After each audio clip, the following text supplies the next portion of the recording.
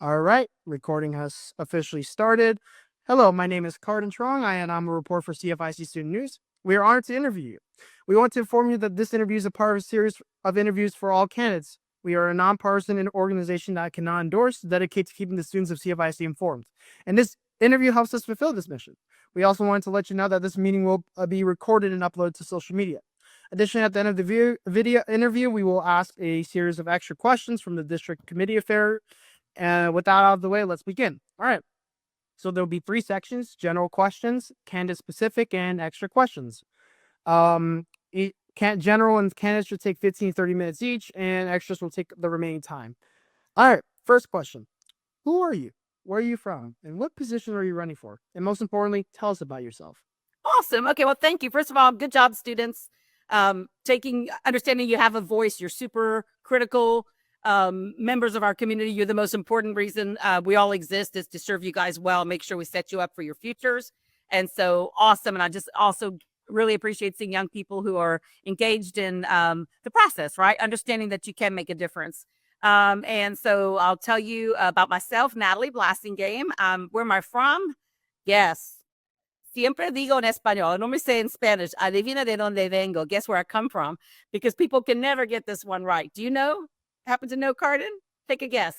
Oh my goodness, I can't guess. I'm really bad at guessing. Guess what? Well, I'm a first generation immigrant and a first generation college student. I was born in South Africa. And that's why I say it in Spanish, because I look like Tina and I always said I speak Spanish. I was actually a bilingual teacher, but I was born in South Africa. And my family immigrated to the United States when I was 9 years old. I turned 9 in London on my way over here. Arrived on July 4th. So our family was an immigrant on Independence Day of the United States. And I started in 4th grade as a student in HISD. And then my family moved to where we could afford a house and had the best education. At that time, it was ISD. And so I'm a graduate of Elsick High School in Alief, just at one district over from Cy-Fair. And I went off to University of Texas as a first generation college student, learned and had a wonderful time there. I was actually an advertising major, but I was the first student out of UT to become Teach for America, the first UT student to join the Peace Corps for Education. And that I thought I was going on an LA or New York 2-year adventure, but I ended up being placed here in Houston. So I started teaching in 3rd grade in school in HISD and Houston ISD. I love my profession as a teacher. I taught 3rd, 4th, and 5th grade. And then because of my personality traits, naturally, or leadership, I became an assistant principal back in Alief, where I grew up. And then I was an assistant principal there. And then I was a principal in Spring Branch. And I have something very cool. I got to be a principal both at elementary and middle school and high school level. And what I can tell you from that is that I love kids. I love students at all ages. I love the little ones. I love the big ones. I had a great fun being a principal. It's a time when you can just really make a difference. You can set up an excellent education for kids, and also you love them daily, and you get to have a relationship. And so it was a super enjoyable job. But then I was called to the next thing, which was to be a district leader. And so I went to HISD and I supervised high schools, some of our most challenging high schools in Houston. And just saw amazing talent and potential in all our kids across the city and an opportunity. And I'm very proud in that work. We had a lot of schools that you might know of across the city, and we saw increases in how students were able to perform in classes, in preparation for college, SAT, attendance. Every single metric went up in every single campus that I was supervising in my role as a school support officer. And then I got to work in an interventions office and build a new office in HISD where we actually look to see if kids can't read or do math at a foundational level, if kids were struggling in those kind of skills, making sure dyslexia, for example, unidentified. We have that also in our system, really working to create systems where we could find kids who needed our help. And part of that was to stop. There was a real school to prison pipeline. Kids who weren't served well and couldn't read, the trajectory for life was not good. And it was in an urban setting. So we got to make the district better about one kid at a time. And so that was really fun. Some of HISD was challenging because you see things on the news, and it was true. There was a lot of stuff that was keeping us from doing all the best work for kids. And then I also had an opportunity to work in a charter school. As I was an assistant superintendent in HISD, and I went on to do the same in a charter system. It was the largest nonprofit in Houston helping families, Baker Ripley. And Baker Ripley had a small charter system. We had beautiful immigrant families, a lot of students from the Middle East. And that's where I was during COVID. And I got to help lead the response to COVID in that school system, making sure we were feeding families and kids didn't miss a beat in their learning. I got to do so many different jobs there because at some point, because of COVID, there was just, I got to work on academic things, safety things, student initiatives, serving our immigrant families. And so I had a really, really cool professional experience. And so my favorite, though, was always being a principal. And actually, don't tell the little kids that being a high school principal was my very favorite for the relationships. Young, bright minds ready to go change the world. So that's enough. Did I answer all the questions about me, where I came from? And then I've currently been on the school board. Oh, so I've lived out in Cy-Fair for 25 years, the same house I'm sitting in now. I've had my daughter here, and I've raised my daughter here. She went to Langham Creek. She was very well served. She has some of the most excellent teachers, and teachers are the heart of what matters at school. Like, we leaders want to pretend, but we just set up the structure to hire the very best teachers and make sure they get the freedom and the tools and the support. We have their back, to make sure that they do. So she's still, just is so well prepared by her education in Cy-Fair, but also loved her teachers so much in Cy-Fair. There's nothing that it didn't provide for her. And I want that for all of our Cy-Fair students. I want each one to have, to be able to reach their full potential. And she and I were just talking about it because sometimes we think that means, she said there was such a focus on college for everyone, but really as the world shifts, what is a college degree? What matters? What learning?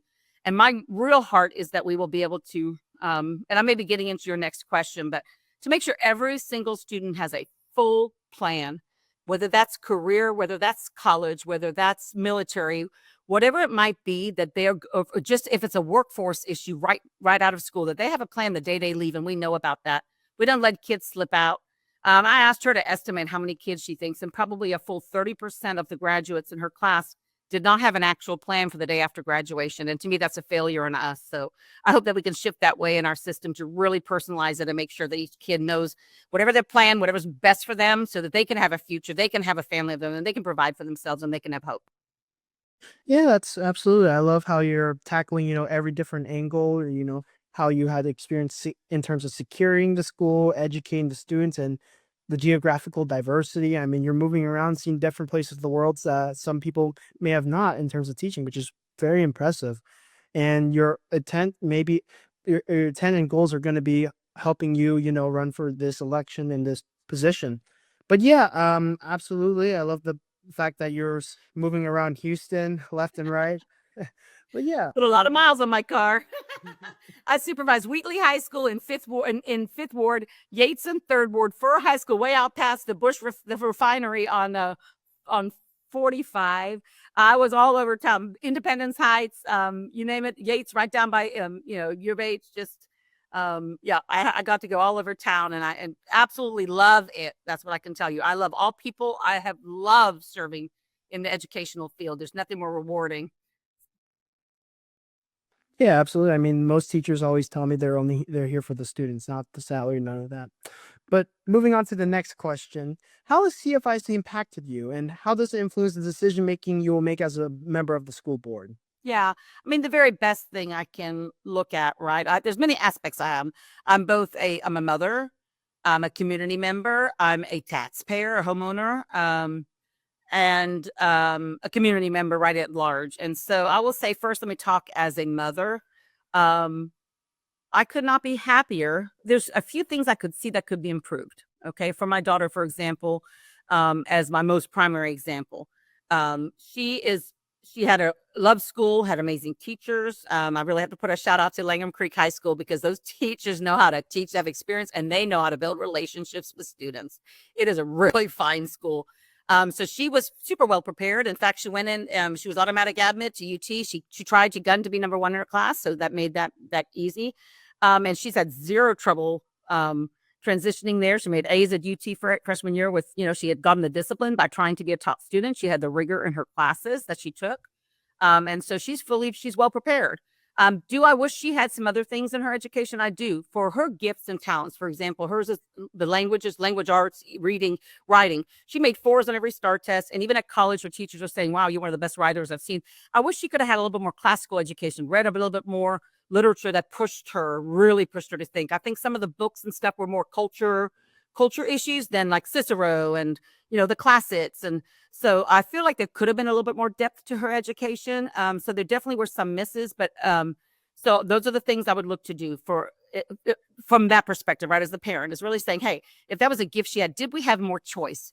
And ever since I ran the first time for school board, voice, choice, and values were like what I was about. And so that's a voice thing, right? And choice. I should like to see if I could have some choice for my daughter as far as her language arts pathway, making something a little bit more aligned and rigorous.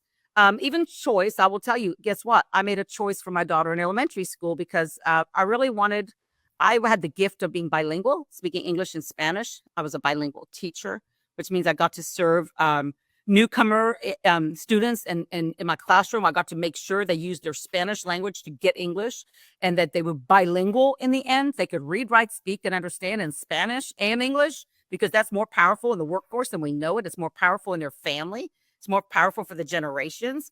I wanted that for my kid too. And so I couldn't get that in Cy-Fair. I have little elementary school Lowry right down the end of my street, but unfortunately we didn't offer at that point. And she was born in 2006. So in like 2011, there was no one dual language program in Cy-Fair.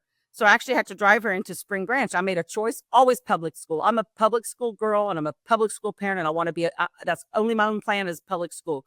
I believe we're the greatest chance for a great community and a great opportunity for everyone. And so I took her to the public school I used to be the principal of, where I had built a dual language program. So my kid I made choice, but I took her to a public school in Spring Branch and she's a bilingual and biliterate already. And she has an accent that's native, better than mine because she had it since pre-K. And so those are the kinds of things that I would say there are improvements we can make in our system as a mom. As a community member, I was been in my neighborhood 25 years. I served on this community, on the school board. On the swim team forever, getting volunteers and stuff. And I think every parent wants, they just want to make sure their kids can have, first of all, the kids are safe at school. And then second of all, their kids can have a family of their own in the end, right? They can be successful, provide for themselves and have a family of their own. And so I think that comes down to what I was mentioning earlier, making sure that each kid has a solid plan. It shouldn't be that your life was better the day before you graduated than the day after. When I was a principal in Spring Branch, our superintendent had a student who went to our more economically disadvantaged high school in the system. He chose that for his own kids. And he said that it dawned on him as he was at graduation that year at Northbrook High School that some of those kids came to a safe place. They knew they had adults who loved them and cared for them. They had a meal every day and they had a plan, right? A purpose. They were working on their classes to graduate. And the day after graduation, they didn't have a place to go anymore. They didn't have a plan for work or college or anything else. They didn't have a meal provided for them. And maybe they weren't people who cared in their world. And so to me, that should never be how we leave a kid out of Cy-Fair ISD. So as a community member, it's about listening to parents and what they want for their parents, for their kids. That's that choice piece, voice and choice, right? Listening to them. The district's getting a little better. I would say after serving on the board, I have pushed for surveys. As a parent out here, do you know I have not been asked my opinion almost ever. Even serving on the DEIC, it was always a sit and get, a listen. So our surveys aren't perfect now, but you see we're getting a lot more survey data to hear back from our parents, and we get a survey of the graduates. So you'll fill one out this year. That's critical data that in our academic safety vision and planning committee and the board, we take that data and we listen to see what our students telling us, because that's the most critical voice is going to be our students. And then, as a taxpayer, we owe a lot of money on the heads of you guys. I think I love that about your generation. You're super aware. Social media, just your consciousness. You're a very aware generation. And sometimes that worries me because I think you have to carry the weight of the world on your shoulders. You're carrying weight we didn't as young people in the 80s, okay, and the 90s. And so you're aware of debt. You're aware that you're under trillions of dollars of debt in the federal government. But do you know that in Cy-Fair ISD, we have $31,000 per student debt on y'all's heads because of our bond program? That's just bond debt. Now, we have some beautiful schools, and I want kids to learn in lovely spaces. We have, like, our stadium, cool, right? The fact that your graduation can be the date that's going to come up, your graduation this year, it can be that date because we have a Berry Center where you can have it. It's in the inside, and we don't depend on the weather, right? So there's definitely the privileges, but at this point, we have to slow it down. We have to only spend the money that's necessary because your generation is going to carry that. And because Cy-Fair's been high growth, we've been adding, and now we're really stabilizing. My neighborhood's an example. This neighborhood's old. It was in the 80s. And so there are some beautiful young families. And so across the street, there's actually 3 young families with little kids. So I do think we are going to, maybe the statistics can shift some, but I definitely know that a lot of people are staying in their houses. And so we're going to have to really be careful about how we spend, and really be careful about each dollar. It all has to be about the students experiences, the rigor, the learning, I do believe extracurriculars brings the joy and the skill set, and brings you extra things that let you test out your talents and your skills. So see, like your computer science club you were talking about earlier. So I definitely know we have to spend the money where it counts, but we don't need to be frivolous with the money. We need to be very careful moving forward with the debt. So as a taxpayer, I say everything it takes to be the very best choice. And guess what? I already talked about all the places I've worked. I know we're the best district around. We're a fine school system. I have a lot to compare to, and I believe we're the strongest in the state. I believe we're going to be leaders in the state. So we need to take that stance and just innovate, right? Continue to do what's best for our kids and our families. And the sky's the limit for Cy-Fair. Yeah, absolutely. I mean, thank you very much, and I appreciate that you let us know that there's a survey for us to fill out. That's more assignments for me to do, but I'm always good at handing them out. I am a teacher, right? yeah, but yeah, absolutely. I actually used to live around that area. It's a very nice community down there. But yeah, that brings us to the next question. What experiences have you gained as an incumbent that will shape your next term? Oh, wow. I've learned a lot. It turns out you can teach old dogs new tricks. So, first of all, I think sometimes really honing in on what are the core goals, strategic plan wise, right? What matters most? And I think we had a lot of in my first 2 years, even the way we appraised the superintendent and stuff. You could make everything matter, right?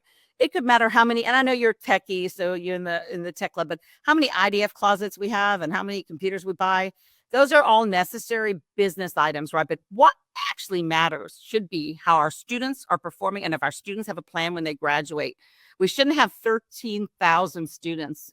This year, I just looked at the data. I poured over it yesterday because the state released our STAR scores. Now, STAR, we can talk about testing all day long, okay? And listen, I was a teacher in 1992 when we started all the state testing and high stakes accountability. So I have a ton of opinions about it.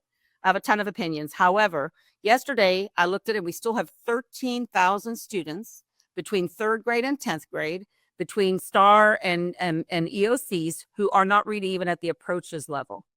That's unacceptable to me. So our metrics have to be, and what we're looking at as a system has to be, that we've ensured that basic thing is taken care of. And then the second thing is that, like we talked about, kids are college, career, military ready, and that they have a plan when they walk out the door. And so I think we've made some things important. And so in the last year with our committee structure, we've been able to actually create like an academic safety vision and planning committee. And we've been able to really look into and change our strategic plan goals and start to hone in the work to the most important things. I'm also learned about how you have to move things through, through consensus when you really can't actually do with Open Meetings Act. You can't ever meet with your colleagues and have a conversation.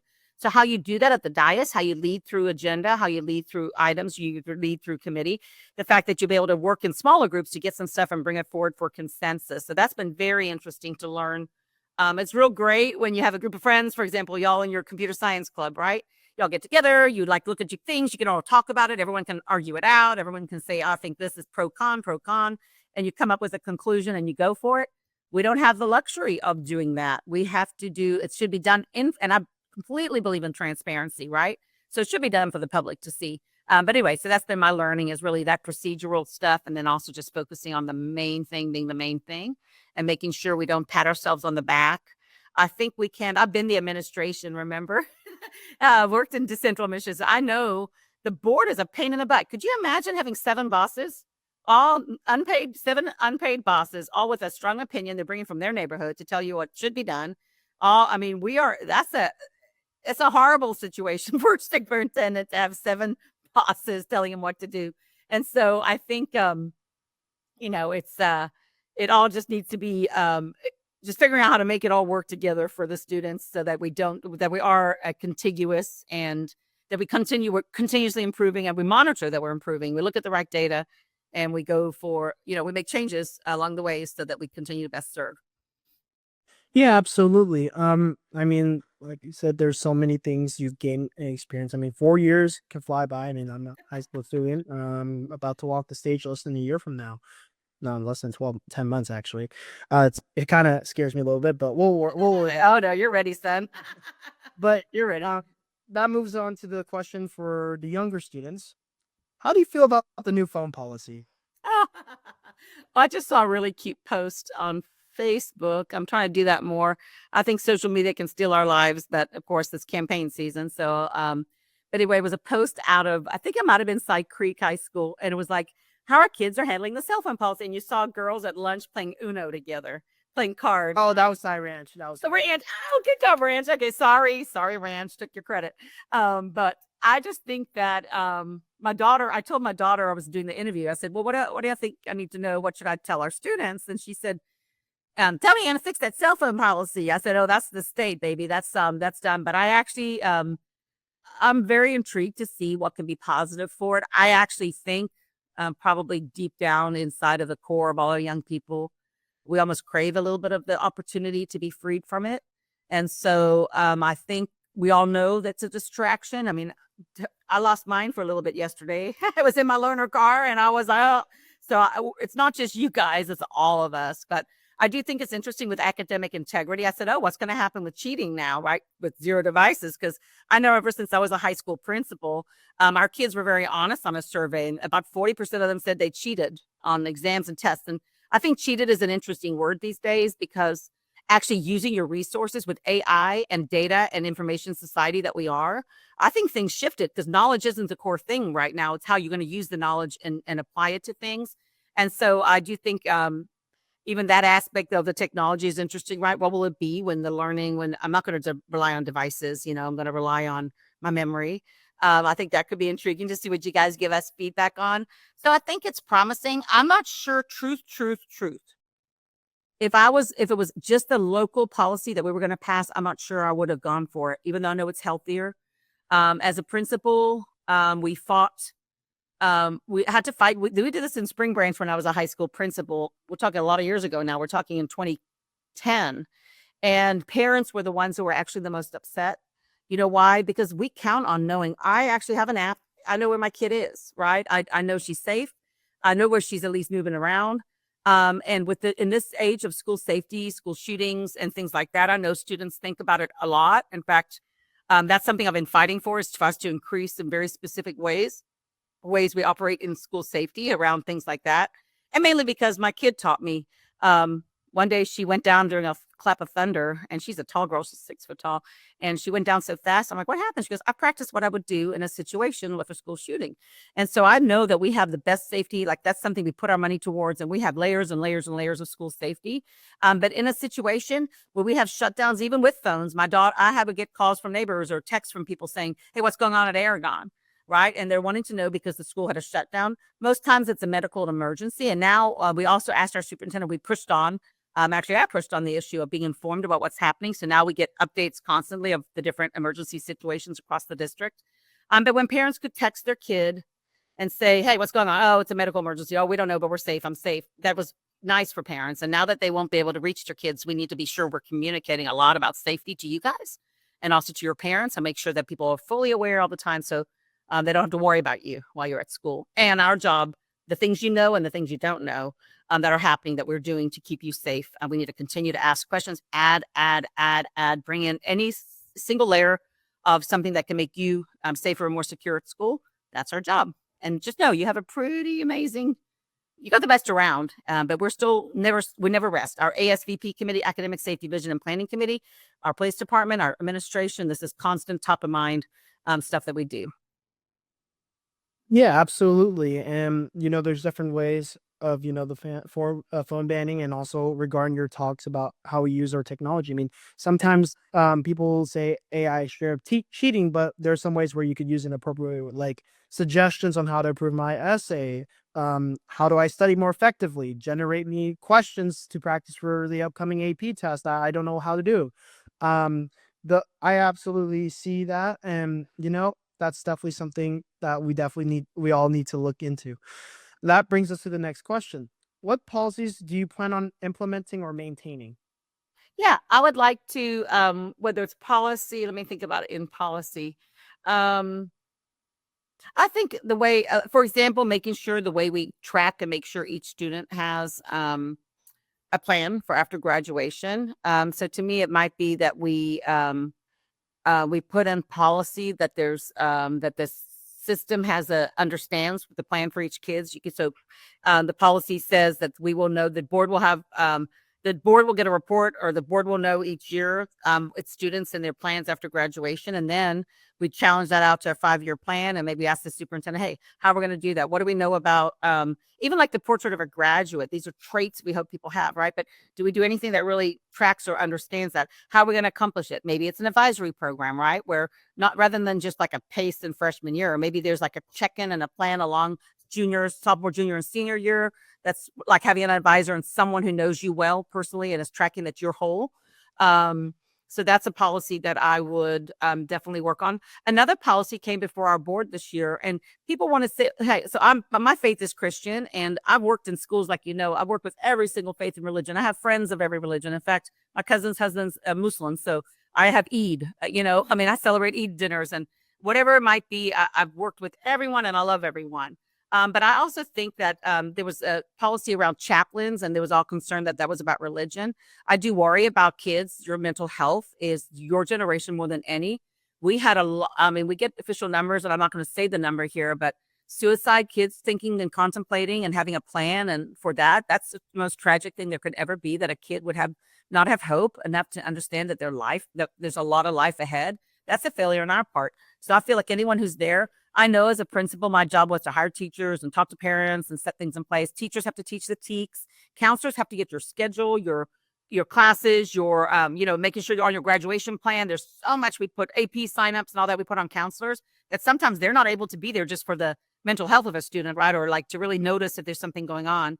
And so I would like to see us actually put a policy in place for volunteer or paid chaplains that are people who are just there to see the whole you. And even for the teachers, right? Just to notice and support and be able to be a friendly voice and a supporting voice. I would also like to see us have, let me think of the other policy that I pushed for. Well, actually, I pushed for transportation, but that didn't have to go through policy. That was really more a budget issue, but I really advocated. We made a bad decision when we took buses away from kids. It wasn't safe, and there's nothing that brings a life back.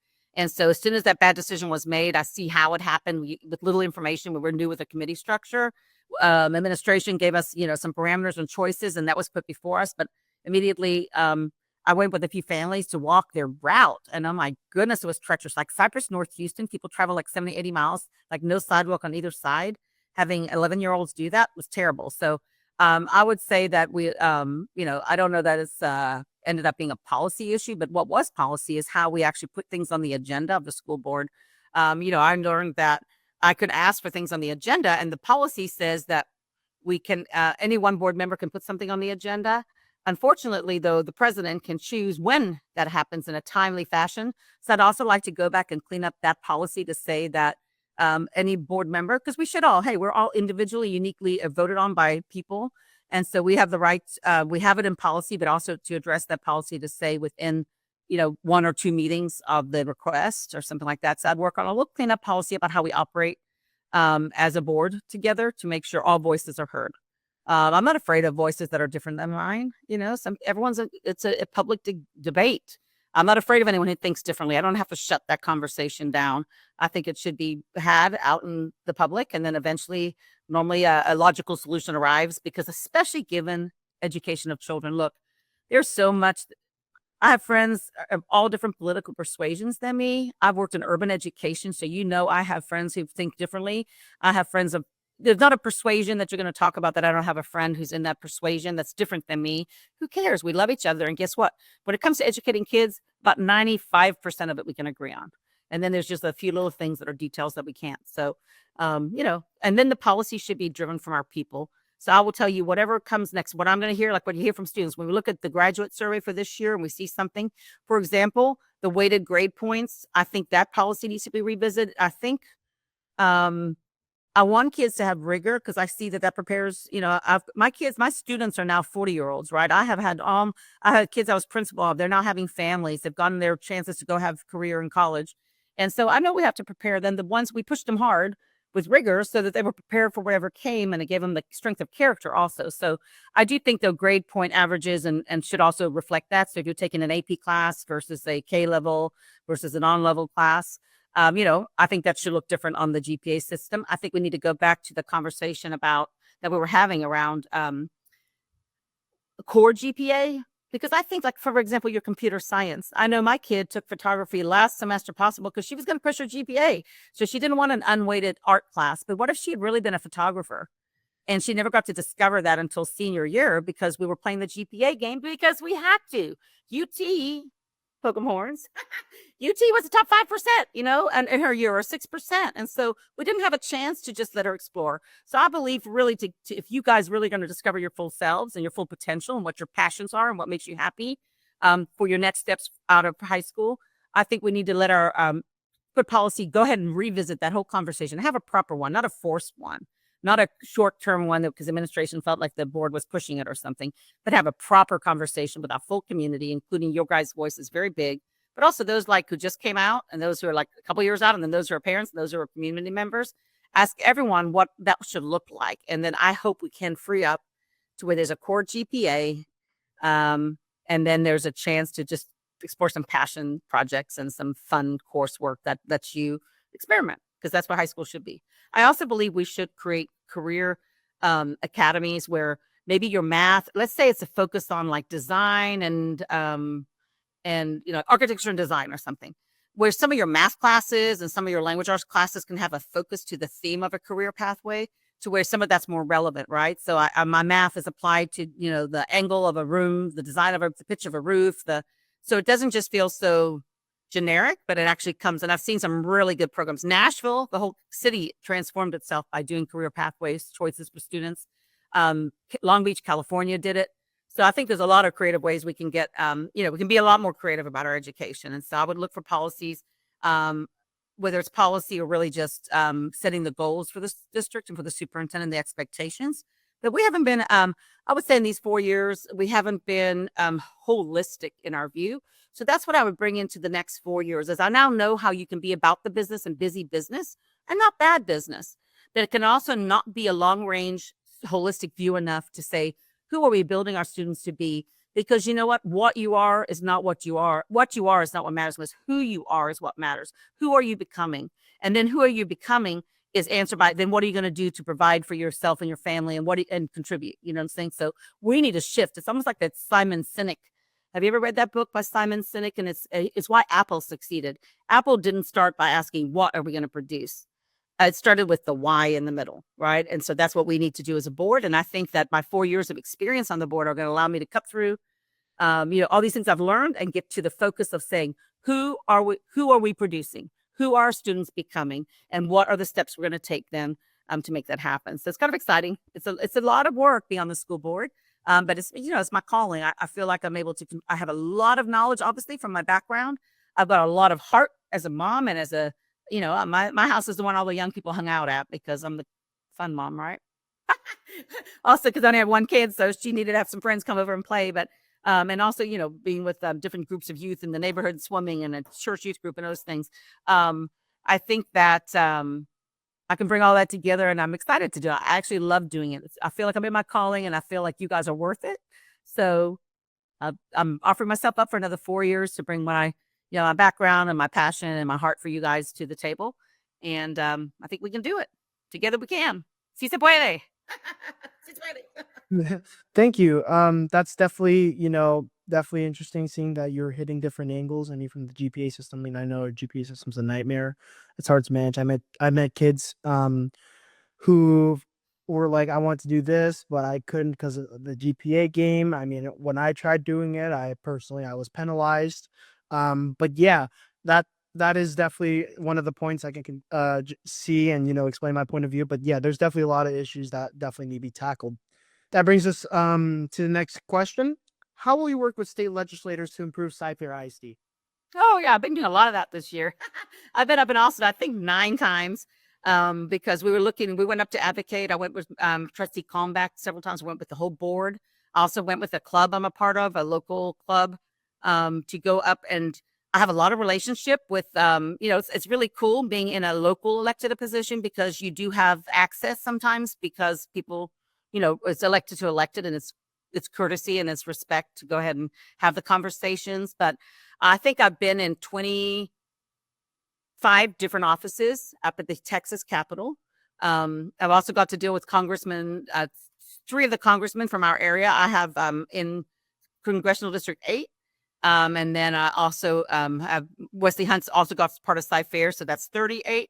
And Colkhurst and is the local people in the Senate and local in the House. So I feel like if we need a problem solved for Cy-Fair, we did advocate. Actually, they felt very good the last visit. I think we spoke to most people in the delegation of Cy-Fair, and it was when they were passing the new $8.5 billion for education.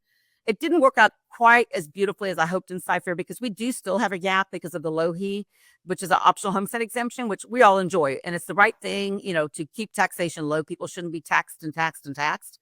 So we make a choice to make our taxes lower to our families here, your families, right, in Cy-Fair. But that does mean we get about $1,500 to $2,300 less per kid to spend.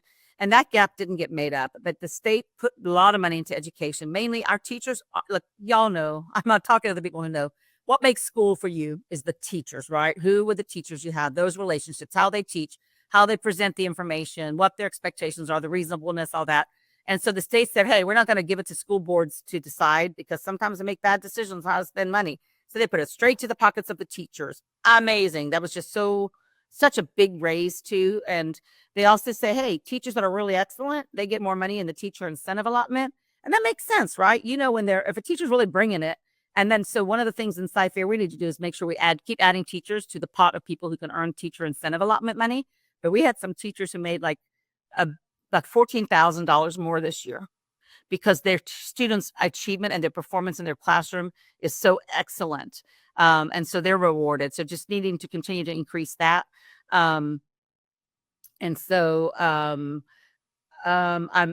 advocating. In fact, I was just there last week. Schofield had us in special session 1.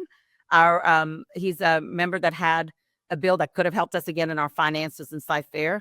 And so we actually created a flyer, Trustee Kalmbach and I, that took around and we left it at different offices. Also working with Buckley's the chair of the education committee, and literacy and reading is so important, and they're messing it up. This whole new redo of STAR. I have a lot of opinions. Obviously, I've been around since the very beginning of the high stakes accountability movement as a teacher, as a leader, a principal. We always won. We made sure our kids learned. But I think we're asking the wrong question there. And also, I think core reading skills should give a district credit as well. If we spend our money to take those kids that we now are tracking in our district and we make sure everyone can read on level, we should get points for that, not just for kids passing an EOC or passing a STAR test. We should also get credit for that. So I think really working on the accountability system is something I'm now passionate about and starting to do as well. So anyway, I feel like they really listen. I don't think there's anyone I couldn't reach out to. I got to sit in the lieutenant governor's chair with a group we went up with, and he's very instrumental, obviously. And he did help some things happen for us in Cy-Fair this year, even to the governor and even to the president. Whatever it takes, we'll do it. And so I do feel like I've spent time building those relationships, and not in a schmoozy way, but in a literal, hey, this is Cy-Fair, this is the real stuff. I have no worship of leaders. I literally see these as people who hopefully signed up for the right reasons, do the right work. And when you present the argument for our students of Cy-Fair, and we stand on a strong backing, we're an amazing school district. We're not there because we're broken and begging. We're there because we want to be the best we can be. And so I found that to be, great stance to start from. So I'm just getting started in that. I'm not a politician. I never wanted to be a politician. I'm a teacher. I'm an educator. But hey, I love it. If that's what it takes to make schools better, let's go. Yeah, absolutely. I agree with you. Definitely go for the route.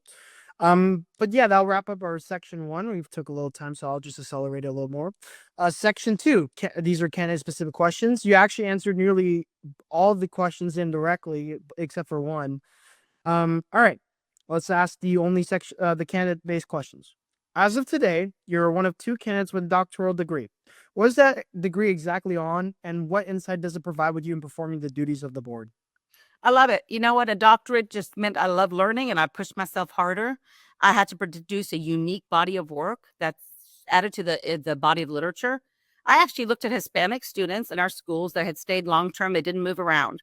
So these kids were stable. All of the kids would be kids who had lower socioeconomic status and came to school not speaking English yet to see what mattered most and what kind of, if they had programming in their younger years in Spanish and English, did that help them with their long term outcomes? And I found out, yes, guess what? They were 900 times more likely to do well in writing, about 600 times more likely to do well in reading. And then it didn't actually matter in math what language you learned in as a young student. So yeah, my doctorate helped me specifically look at patterns of learning. I've been interested to see what is best for our kids to get the best outcomes they can, to have the best life they can.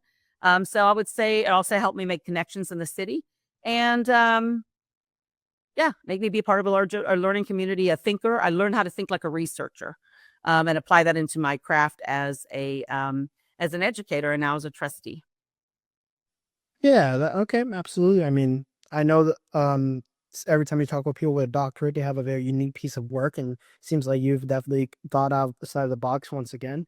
Um, but that concludes our section 2 candidate specific questions, and this brings us to section 3, which is extra questions. These questions will go into You scare me with this one. Just kidding. All right. So let's begin with the first one. With the 25-26 school year beginning, what is your message to the students of CFISD? You guys are the best around. You are the hope in the future for all of us. And I just hope that each of you knows that we care about you, that we are here to make sure that you do have a sense of purpose and a plan for your life. It can change a lot of times. You're young, but we want to make sure that we have that you latch onto something that lets you propels you every day. That it's not just, oh, I've got to go to school and learn. That we can make school actually be a place where you feel like you're on an adventure towards your goal. And that we're doing all those things, and that we see you. You're seen. Not everyone's the same, and we're a huge system, and it can become very impersonal and cookie cutter. But each of you is a unique and individual person that God created for unique purposes and to do great things. And so we need to make sure we do that for you. And so we're open to see what is it. I never want to be a part of a big bureaucracy that loses kids along the way. I want to make sure that I'm a part of a cool system that sees you and addresses your needs and loves on you. But more than just loves, no low expectations, loves with high expectations, so that you're prepared for whatever that is you want to do. Yeah, absolutely. Thank you for that response. Definitely, students will definitely be more motivated with all these messages we've been getting. That brings us to the more trivial questions that I told you about. What is your favorite elementary, middle, and high school in Cy-Fair ISD? That's so unfair. I'm a mother.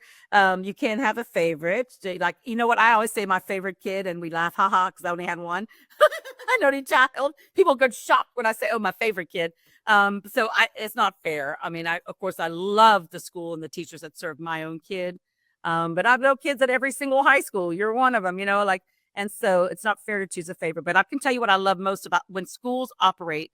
For example, when I go out to Cy Creek High School for their Algebra 1 carnival in the spring, it is the most beautiful scene. They literally take kids, they make sure that they're practicing in a very fun way, but actually practicing the skill that they're going to see, whether it's solving the equation or whatever. Those teachers know the kids so well. They know them by name. They know what they like, what they don't like. It's a community. All of the teachers and all the other departments come in and they donate prizes, and other volunteers that even retired come back and work the Algebra Carnival.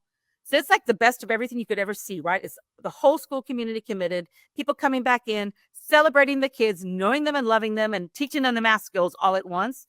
So there's things like that at all of our high schools because I get to go visit the different places. There's like community that is. So what I celebrate is schools that are communities gathered around they're truly student centered and gathered around their success. So yeah. Did I avoid choosing a favorite, but tell you what the essence of what it is at elementary school when they're really super focused on knowing every kid and they're like if they can read or not and do math or not, but they do it in a very fun and nurturing way. Homerooms are very whole and in elementary school, and then when they start to split to have like the two teachers starting in like second, third, fourth grade, really that building of community, but making sure they have the eye on the ball of those foundational skills the kids will have. And letting them have the joy of learning. I don't think kids should be all grumpy about, achievement and star tests and stuff when they're young. They need to have the freedom. And I think more and more the research is showing us that play is super important, keeping kids in their state of play and dreaming. And middle school is funny. I was a middle school principal, and I'm a very like fun kind of personality, not very black and white. Middle schoolers need you to be black and white. But I think of one middle school that I have campus visits, and out of his middle school, that principal, I can tell you, his sense of smile and a little like he loves those students, and he has a little bit of a sense of amusement about how he guides them. It comes out of such a genuine place, and he hires teachers who like kids.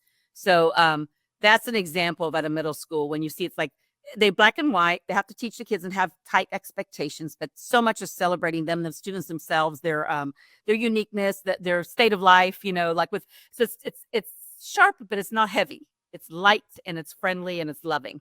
So I would say that's what I like most in a middle school. So I have a few examples of places in my head, and then we already talked about high school. I mean, it's all about those awesome teachers and the relationships and getting out of their way. Yeah, absolutely. I'll ask one last question because our time is running a little low. I'm just gonna tell you this. It appears you might have chosen an incorrect answer. The correct answer was Cypress Woods High School, but we'll I do have my brother's my sister-in-law's children were all Cy-Woods graduates. The last one was an awesome soccer player. He went off to UT. So yeah, I know a lot about Woods. You're right. You're pretty cool. But a mother's dream, a kid on each team. That's what there was some NFL players who were on two different teams, and this what was their names again? Oh my gosh, Sands or Sanders. I can't remember their name now because my husband was a Broncos fan. So one of them was a Bronco, but the mother wore a jersey split down the middle with one from one team and one the other. And she said, "The mother's dream, a kid on each team." So there's my dream, having kids on each team. Thank you. That'll bring us to the next question. As you were campaigning, how are you able to connect with voters, and what have you heard from them? Wow. Well, hey, you're always listening. Like, so hearing from people on the ground is part of the job all the time, right? You're that bridge back between the system and the community. So how to reach with people? Hey, invite me out to whatever group you're at. I'd love to talk with students, anyone. I'm not afraid. My truth is my truth. I don't have to plan it, prepared, anything. I just come with, truth and ideas to listen. But it's meeting with community groups, meeting with intact clubs, organizations, talking at the grocery store, talking at the pool, talking at whatever it might be. Mostly it's just really about talking to people. So that's how we connect. I mean, and then in campaign season, you literally are saying, hey, have us out to your house to meet and greet people. Have us out to your group, your organization, and we reach out to those organizations. And the second part of your question was, how do you, what was the second part of how do you get out to people and how do you connect with them? Yeah, I mean, what have you heard? What have you heard from them? Yeah, I think a lot of the things we've talked about here, I think everyone loves our school system's pretty good, but from good to great. We're in that good to great state, right? Will we be great? And we've had our challenges with COVID-19. We blame it for everything still. It's real, but I'm watching the data bounce. But at the same time, there were still things in our system that needed to be updated. The world is changing. AI is an example we talked about here. How much different is your generation, right? There's many core things that are humans, right? We're mind, body, soul, and spirit, and we need to be whole and healthy. But then there's a whole nother different culture of learning, just with what we talked about, whether now it used to be seeking the knowledge, then it was using the knowledge. Now the knowledge is handed. It's going to be how do we analyze the knowledge and make sure that it's proper and good, right? And then how do we have ethics and morals and values that guide us in how we use that information in the new brave, AI and blockchain and Web3 world that's here.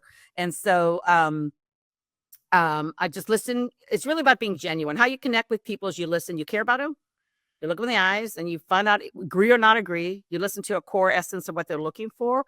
You hear their core fear and their core motivation and their core goals, and you work to see if you can make it happen. And I think in a system our size, we have not been creative enough to make some things happen. It's time.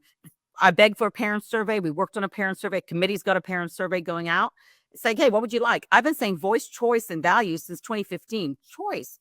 I had to make a choice for my own kid. I wanted her bilingual and biliterate, right? So what are the things we could build in our system? And especially now, the PASA study that you'll see that looks at the survey, the demographics of our, some of our schools are like my end of the district are emptier, like 70, 80% capacity. Hey, what does someone want? We want our special robotics program. That's, well, fine. We build it. All you need is a teacher and 22 kids, basically. Let's build a program. If parents want it, then we can offer it because we have a building already being air conditioned, a person already running it, the lights on, all the things. So I think it's time for us to be just a little more innovative as a system. listen to what people are asking for and make it happen, not take excuses and not be just about everything being cookie cutter in every neighborhood. Even though the strength is our neighborhood schools, but also offering choice.